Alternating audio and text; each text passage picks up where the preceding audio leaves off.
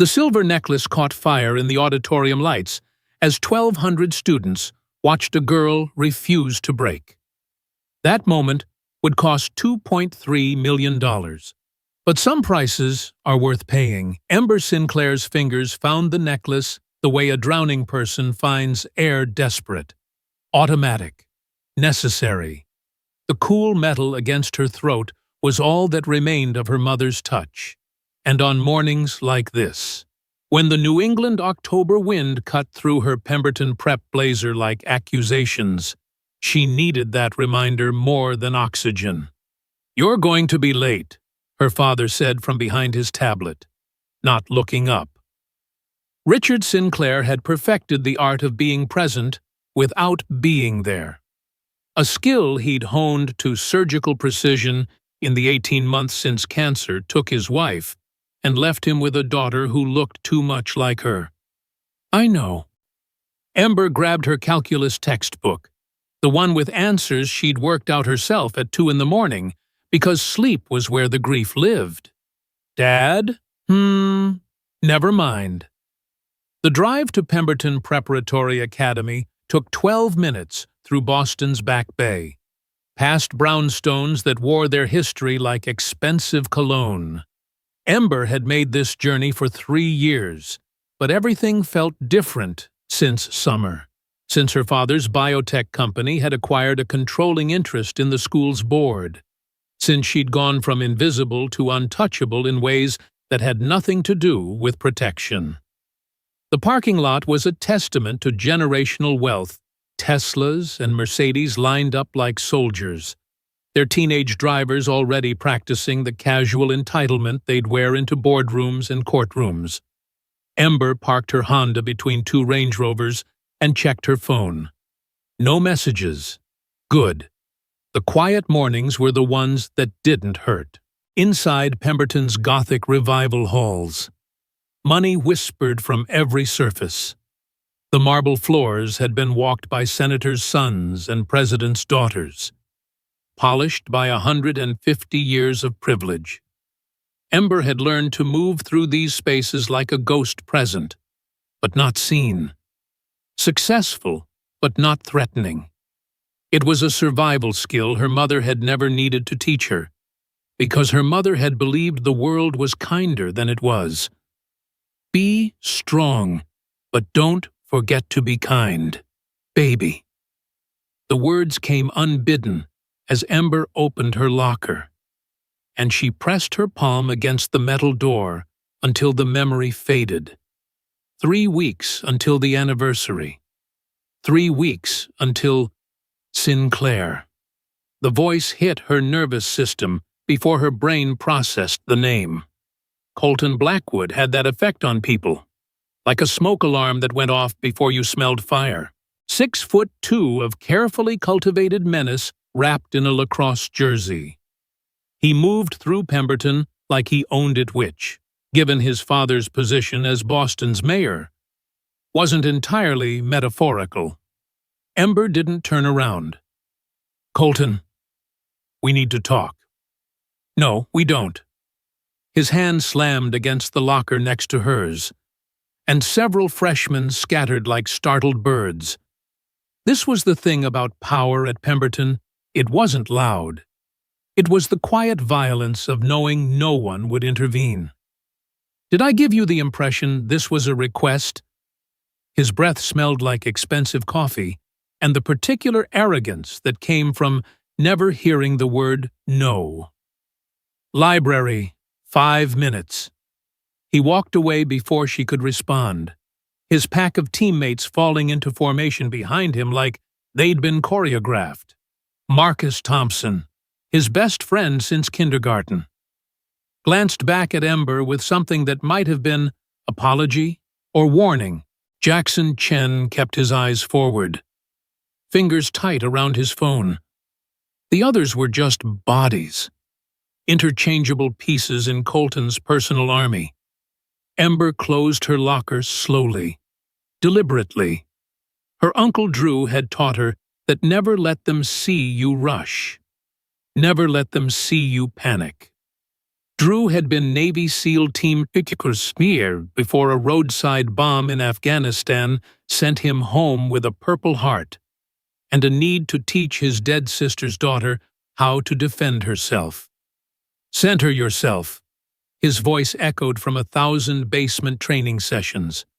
"Fear is just information. Use it." The library at 8:15 was nearly empty.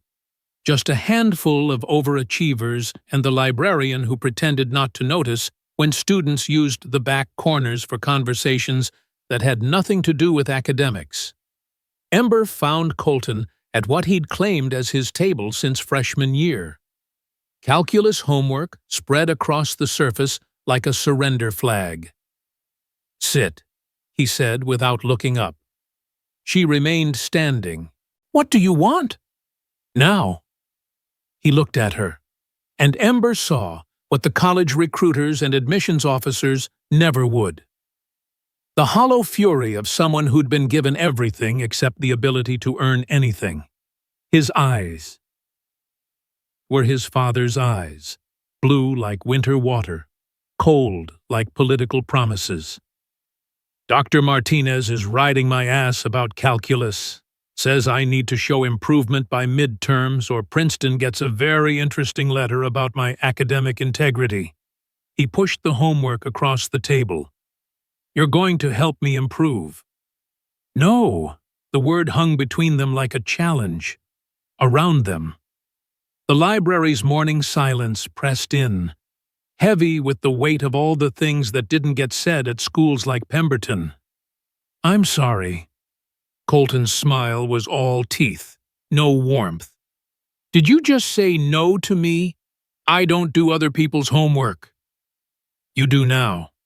Ember looked at him, really looked, saw the cocaine confidence in his dilated pupils, the way his jaw worked like he was chewing invisible glass. Colton Blackwood was coming apart at the seams, and he'd decided to take her with him. "The answer is no," she said, each word careful and clear. "Find another tutor." His face went through a series of expressions like a slot machine looking for the right combination of intimidation. Finally, it settled on something that made her unconsciously touch her mother's necklace. "You know what your problem is, Sinclair. You think because your daddy bought his way onto the board, you're untouchable. But there are different kinds of touching." He stood, using every inch of his height. "Some kinds don't leave marks anyone can see." The threat slithered between them like a living thing. Ember felt her body wanting to step back, felt the old panic trying to claw its way up from her chest. But she'd spent too many nights on her uncle's mats, learning that backing up just gave them more room to advance. "Are you threatening me, Colton?" "Threatening," he laughed, the sound sharp as winter branches. "I'm educating you. See, at Pemberton, we have a natural order, and you—" He leaned in close enough that she could see the burst blood vessels in his eyes. "You're disrupting it." "Then consider me chaos theory." Something flickered across his face, surprise, maybe, or respect. But it was gone before she could name it, replaced by the casual cruelty that was his default setting. "You're going to regret this," he said softly. "I'm going to make you sorry you ever walked into my school." Your school. Now Ember did smile, and it was her mother's smile, the one that had gotten her through board meetings and chemo sessions with equal grace. "Check the paperwork, Blackwood. I think you'll find some interesting new signatures." She turned and walked away, each step measured despite the earthquake in her chest. Behind her, she heard the crash of books hitting the floor, heard Marcus trying to calm his friend down, heard the librarian finally decide this was worth intervening in. But Ember kept walking. That night, she told her uncle about the encounter while they worked through arm bars in his garage gym. Drew listened the way he always did, with his whole body. cataloging threats and calculating responses. "You could have just done the homework," he said, not because he believed it, but because he needed her to think through her choices. Could have.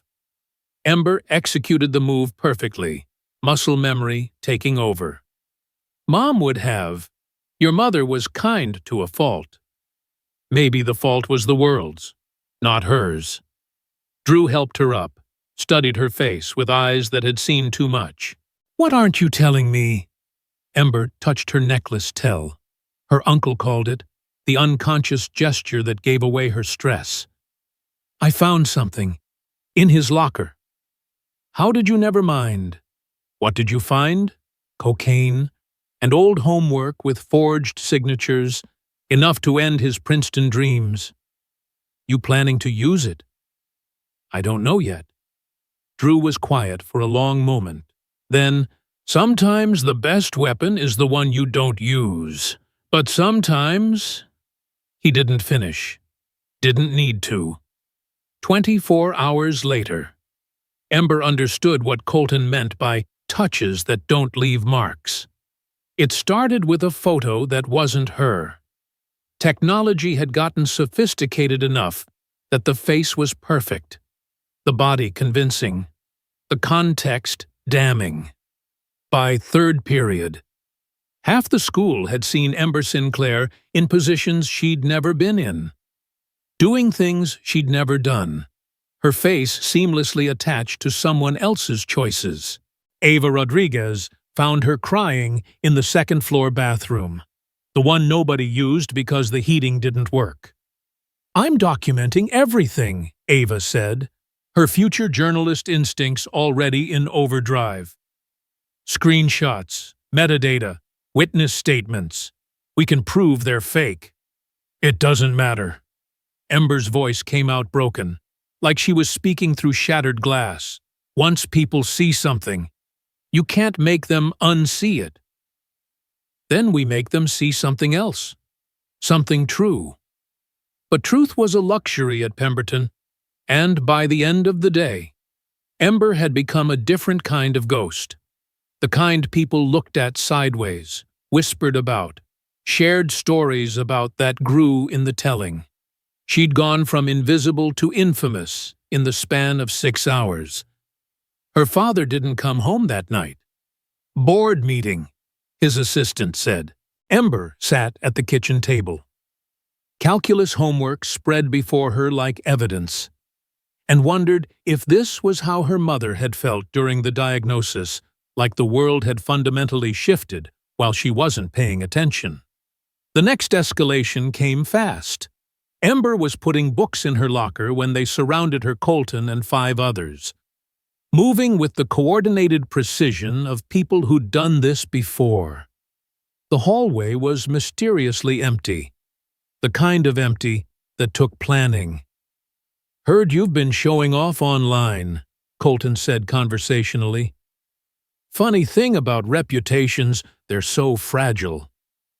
"Get away from me, or what you'll tell Daddy run to the administration."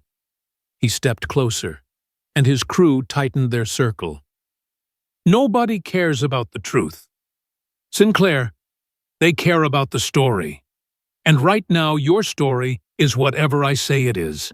Jackson Chen had his phone out, and for a wild moment, Ember thought he was recording this, thought maybe conscience lived somewhere in his pressure-cooked soul. But then she saw he was just scrolling, pretending not to see what was happening right in front of him. "Last chance," Colton said. "Do my homework, fall in line, or this gets so much worse." Ember thought about her mother, about kindness and strength and the space between them. Thought about her uncle's training, the way her body knew 17 different ways to break the circle they'd formed. Thought about the cocaine in Colton's locker and the power she held but hadn't used. "No," she said. The shove came from behind Marcus. She thought, though it happened too fast to be sure. She hit the lockers hard, felt the metal edge catch her forehead, felt the warm trickle of blood that followed. The circle broke immediately, everyone scattering like they'd practiced this too. Only Jackson remained, still holding his phone, his face a study in conflicts she couldn't read. "You should go to the nurse," he said quietly. "You should grow a spine," she replied. Something flickered in his eyes. Shame. Maybe. Or recognition. But then he was gone too, leaving Ember alone with blood on her face and a choice to make. That night, she typed the anonymous tip 17 times before sending it. Checked Colton's locker combination 3, 14, 27. His lacrosse number, his birthday, his IQ, if you were being generous. Everything would be there. Everything they needed to destroy him the way he was destroying her. But she deleted every version. Her mother's voice was too loud, too insistent. "Be strong, but don't forget to be kind." Kindness didn't save you, Ember whispered to the empty room, but she didn't send the tip. The anti-bullying assembly was scheduled for Friday. The irony wasn't lost on anyone Pemberton Preparatory Academy. Defender of dignity, champion of character, was about to host a mandatory presentation on treating each other with respect while its halls ran thick with casual cruelty. Ember almost didn't go. The deepfakes had evolved, gotten worse, spread beyond the school to social media platforms she'd never used. Someone had found her mother's obituary, had started adding commentary about whether cancer was hereditary, whether certain tendencies ran in families. The cruelty had gotten creative in the way only privileged teenagers could manage surgical, specific, designed to find every nerve. But attendance was mandatory, and Ember Sinclair had never missed a mandatory anything. The auditorium was packed, 1,200 students arranged by grade and social hierarchy. Ember found a seat near the middle, tried to become invisible again. On stage, Principal Davidson was introducing the speaker, a reformed bully who'd found religion and a speaking circuit. She didn't see them coming. Later, in the 1,000 videos that would surface, you could track their approach like predators stalking prey. Colton from the left, Marcus from the right, 4 others filing in behind.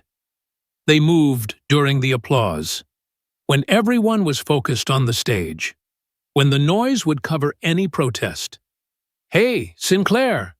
Colton's voice in her ear, hot and dangerous. "Enjoying the show." Ember's hand went to her necklace. Around them, students were starting to notice, starting to shift, their attention moving from the stage to the drama unfolding in row J. "Don't," she said. But the word was lost as hands grabbed her arms, pulled her to her feet. The speaker was saying something about the lasting damage of bullying, about scars that never heal. While 6 sets of hands found the weak points in her uniform, the first rip was loud enough to turn heads. The second turned those heads into cameras. "Stop," Ember said. Louder now, but they were beyond stopping. This was performance art. Carefully choreographed humiliation designed for maximum impact. Her blazer came apart at the seams they'd known exactly where to pull. Her blouse followed, buttons scattering like accusations. 1,200 phones came up in unison. The speaker stopped mid-sentence. Principal Davidson stood frozen at the podium. And Ember Sinclair stopped trying to be kind. The stance came naturally base-wide, center low, the way Uncle Drew had drilled into her muscle memory. Colton must have seen something in her eyes because he actually stepped back, his hands dropping from her ruined uniform. But she didn't strike, didn't throw the armbar that would have broken his elbow. didn't execute the takedown that would have put him on the ground. Instead, she stood there in her torn clothes, blood still dried on her forehead from yesterday's shove, and spoke loud enough for every phone to hear. "Sue me, Blackwood. I dare you." The auditorium erupted. Teachers finally mobilized, pushing through the crowd. Security appeared from wherever they'd been conveniently absent. But the damage was done. The moment captured from 1,200 angles, already uploading to platforms that would spread it like wildfire. Colton's face was a masterpiece of rage and confusion. He'd expected her to cry, to run, to break. Instead, she'd handed him a grenade with the pin already pulled. "This isn't over," he snarled as security reached them. Ember pulled the remains of her blazer around her shoulders with the dignity of a queen adjusting her crown. "No," she agreed. "It's just beginning." As they led Colton and his crew away, Jackson Chen remained in his seat, his phone still recording, his face a map of decisions being made and unmade. He caught Ember's eye across the chaos, and something passed between them, acknowledgement, maybe, or warning. Principal Davidson was at the microphone, trying to restore order, promising investigations and consequences. But Ember wasn't listening. She was thinking about her mother, about kindness and strength, about the space between justice and revenge. She was thinking about the silver necklace at her throat, and the promise it carried. She was thinking about what came next, in the end. The assembly footage would be viewed 47 million times in the first week. News outlets would pick it up, splice it with commentary about privilege and power, and the failures of elite institutions. Colton Blackwood would become a hashtag. His father's political career wounded by association. But that was still to come. In this moment, Ember Sinclair stood in a ruined uniform while 1,200 witnesses held their breath, waiting to see what she would do next. She touched her mother's necklace one more time. Then she walked out of the auditorium with her head high, leaving behind whispers and videos and the first real crack in Pemberton's perfect facade. The war had begun. And Ember Sinclair was done being kind. The first call came while Ember was still in the nurse's office, wrapped in a scratchy blanket that smelled like industrial disinfectant and other people's shame. Her father's voice through the phone was a stranger's cold, precise, finally present in the way crisis makes distant parents remember they have children. "Don't say anything to anyone," Richard Sinclair commanded. "Patricia Walsh will be there in 20 minutes. Dad, 20 minutes. Ember. Not a word until then." The line went dead, leaving Ember alone with the school nurse who couldn't quite meet her eyes, outside. The hallway buzzed with the particular frequency of scandal, every few seconds. Another notification pinged on someone's phone, the video spreading, multiplying, metastasizing. Patricia Walsh arrived in 18 minutes, her presence changing the molecular structure of the room, 6 feet tall in heels that could double as weapons. She moved like litigation incarnate, every gesture billable, every word precedent-setting. She'd made her name taking down Fortune 500 companies for harassment, turning corporate titans into cautionary tales. Now she stood in Pemberton's medical office, assessing Ember with eyes that had seen every kind of damage humans could inflict on each other. "First rule," Walsh said without preamble. "You're done talking to anyone about this without me present. That includes friends, teachers, and especially law enforcement. Understood?" Ember nodded. "Second rule, everything gets documented. Every text, every post, every glance in the hallway that makes you uncomfortable. We're building a case, and cases are won in the details everyone else thinks don't matter. What kind of case? Walsh smiled. And it was the kind of smile that made insurance companies raise their premiums. The kind that changes things. Your father mentioned you found something in Colton Blackwood's locker. I didn't. Of course you didn't.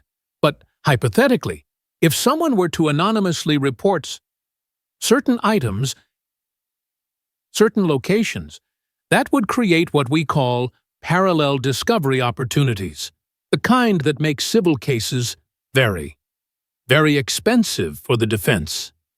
Within 2 hours, Pemberton Preparatory Academy looked like a crime scene. Police cruisers in the circular drive, local news vans setting up on the street, parents arriving in waves of German engineering and barely contained fury. The videos had gone beyond viral, they'd become evidence. Colton Blackwood was arrested at lacrosse practice. The footage, captured by 3 different angles, showed him being led away in handcuffs while his teammates watched in silence.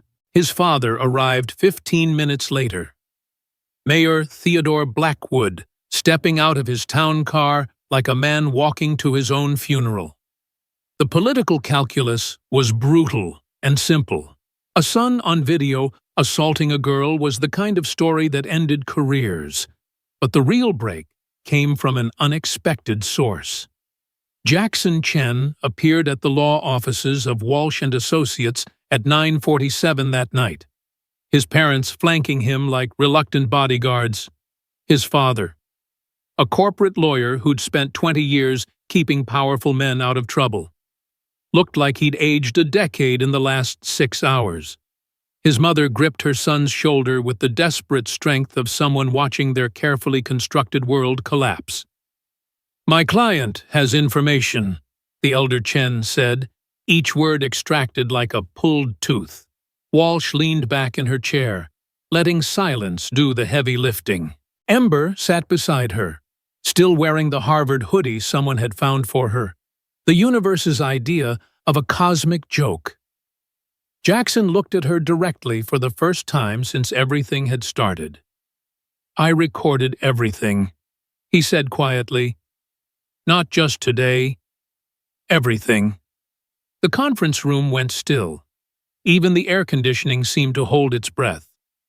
"Define everything," Walsh said.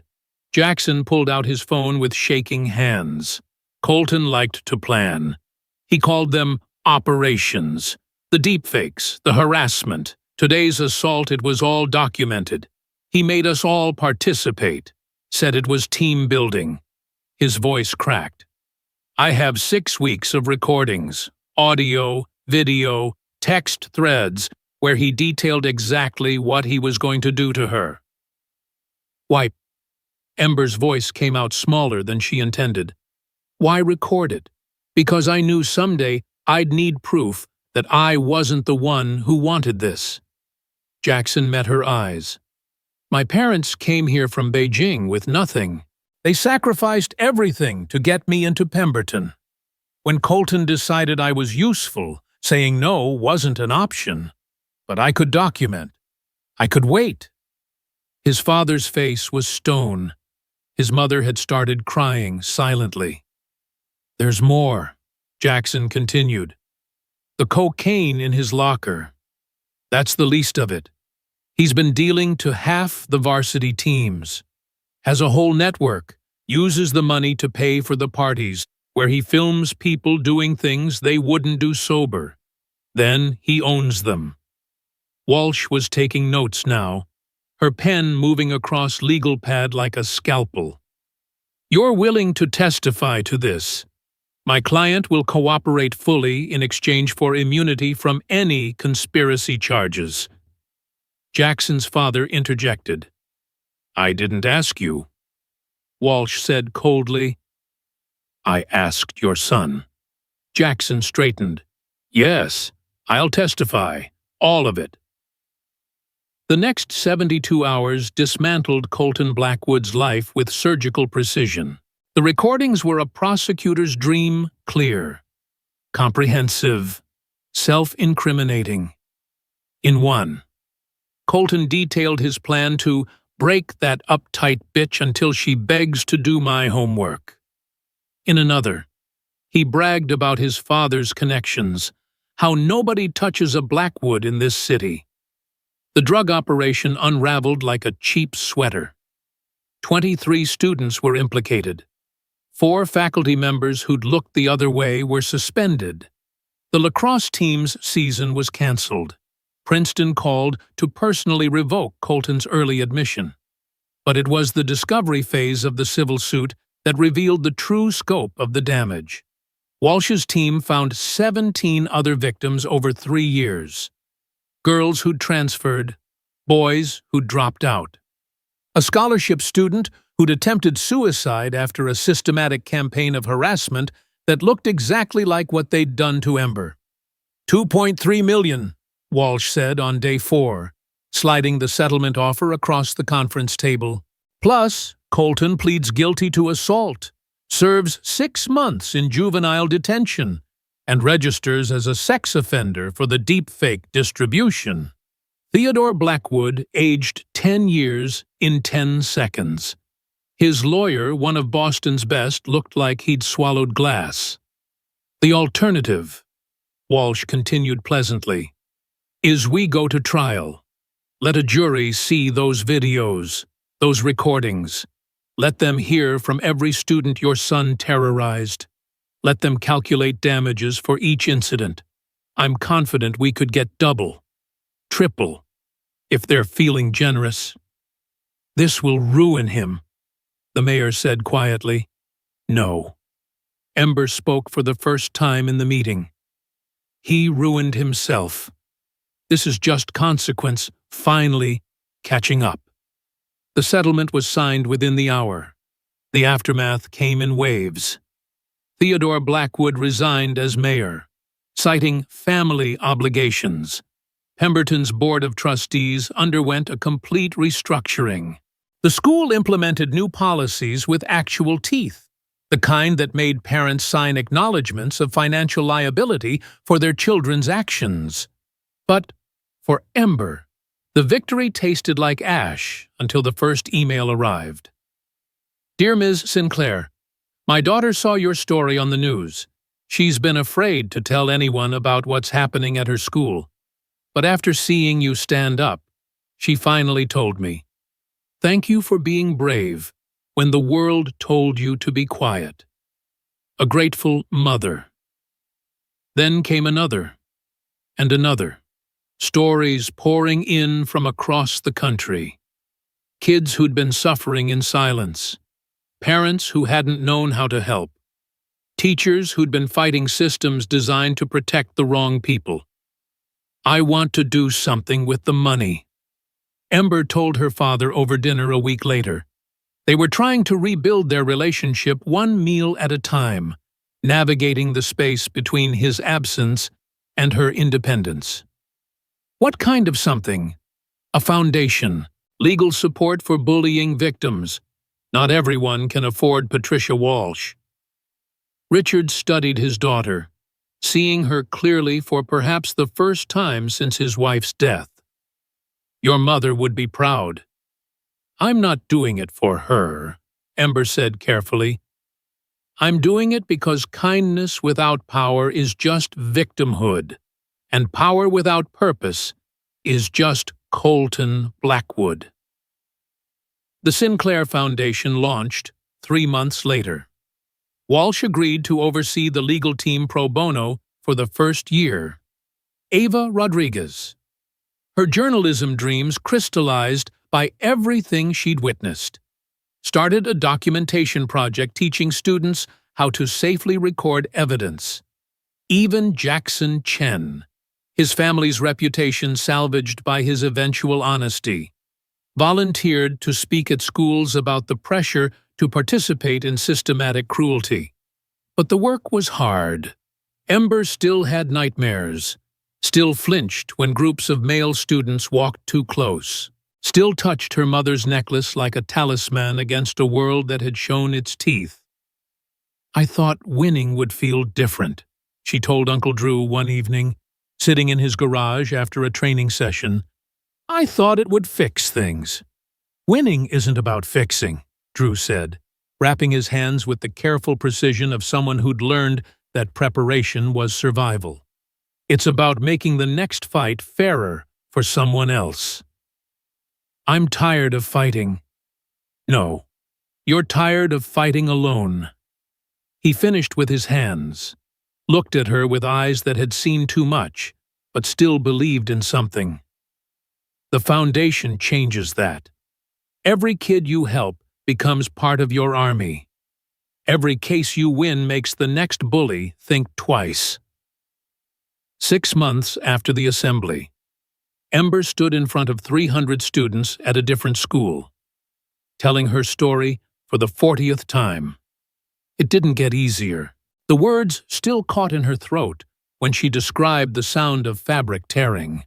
Her hand still found her necklace when she talked about the isolation that came before the violence.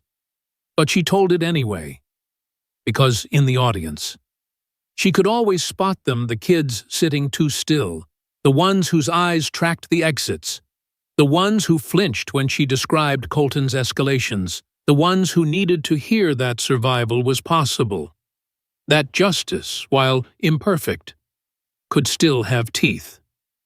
"They wanted me to break quietly," she said, coming to the part that always made her voice stronger. "To disappear, to accept that this was just how things were. But here's what they didn't understand when you've already lost the person who mattered most. When you've watched real strength face death with grace. A bunch of privileged bullies don't seem so scary anymore. My mother taught me to be kind. My uncle taught me to be strong. But Colton Blackwood taught me something too. He taught me that sometimes the kindest thing you can do is refuse to let cruelty win. Sometimes strength means standing in your torn clothes while the whole world watches and saying, 'I dare you to do something about this. I won't lie to you. Winning my case didn't heal me. $2.3 million doesn't cure PTSD. Justice doesn't erase trauma. But it does something else. It builds a bridge for the next person. It creates a precedent. It says that power isn't just for the people who've always had it.'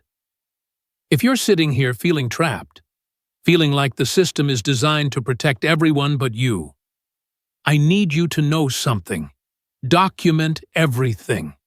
Tell someone you trust. And remember that the same technology they use to hurt you can be used to expose them. Every bully thinks they're invincible until the moment they're not. The Sinclair Foundation has helped over 500 students in 6 months. Not because I'm special, not because I'm brave, but because I got lucky enough to have a father who could afford Patricia Walsh, an uncle who taught me to fight, and a friend who documented everything even when she was scared. Most of you won't have all of that, but you have something Colton Blackwood never counted on. You have each other. You have organizations that didn't exist even a year ago. You have adults who've finally started to believe that kids' pain matters. My mother used to say, "Be strong, but don't forget to be kind." I spent months thinking those were separate things. But they're not. Real strength is kindness with boundaries. Real kindness is strength used to protect others. Colton Blackwood is in a juvenile facility. His father resigned in disgrace. Pemberton Prep will never be the same. But I still have nightmares. I still go to therapy. I still flinch when someone moves too fast in my peripheral vision. This isn't a story where the hero walks away unscathed. This is a story where the hero walks away scarred, but purposeful. Your scars matter. Your story matters. And if you're waiting for permission to matter, consider this it. The applause was different at every school, sometimes thunderous, sometimes scattered with the hesitation of kids who'd been taught not to make noise. But always, always, there were the ones who stayed after, who approached with trembling hands and whispered stories, who pulled up videos on their phones, who asked in voices barely above whispers, "Do you think I have a case? Let's find out," Ember would say, pulling out her phone to connect them with the Foundation's lawyers. Let's find out together. 1 year after the assembly, Pemberton Prep held a different kind of gathering. Mandatory attendance again. But this time the speaker was a former student. Ember stood at the same podium where Principal Davidson had frozen, looking out at faces that had watched her worst moment. Some had graduated, some had transferred, but in the middle rows sat a freshman class who'd entered a different Pemberton one with cameras in every hallway, zero-tolerance policies with actual teeth, and a student advocacy board with real power. "I'm not here to forgive," Ember said, her voice carrying to the back rows where she'd once tried to disappear. "I'm not here to tell you everything's okay now. I'm here because someone needs to remember what happened in these seats.